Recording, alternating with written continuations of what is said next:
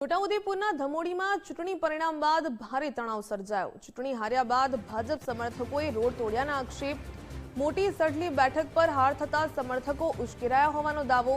જેસીબીથી ગામમાં નવનિર્મિત RCC road તોડી પાડ્યાનો આક્ષેપ લાગ્યો। તાલુકા ભાજપ પ્રમુખે આરોપોને પાયાવિહોણા ગણાવ્યા। શાળા અને ફળિયાને જોડતો મુખ્ય રસ્તો તોડી નાખતા મોટી હાલાકી। જીતનાર ઉમેદવારે લોકો સાથે મળી પ્રાંત અધિકારીને રજૂઆત કરી।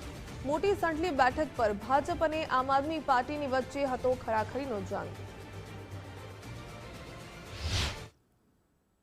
ધમોડી ગામે આજે મુલાકાત લેતા મને ગ્રામજનોએ જણાવ્યું કે અમને ગામના ભાજપના કાર્યકરો અને ભાજપના નેતાઓ દ્વારા અમને ખૂબ ધમકીઓ મળી છે, કેમ કે એ લોકો એવું કહેવા માંગે છે કે અમને વોટ નથી આપ્યા।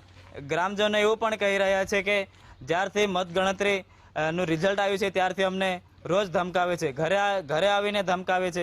જ્યારે લગ્ન પ્રસંગ હોય કે કોઈ હાટ બજારમાં જતા હોય ત્યાં પણ ધમકાવે છે। જાણવા મળ્યું ત્યાં સુધી એવું છે કે એમની પોતાની માલિકીની જમીનની અંદર રસ્તો નીકળેલો છે ને એ લોકોનો કંઈક પારિવારિક મામલો છે, એવું મને જાણવા મળ્યું છે।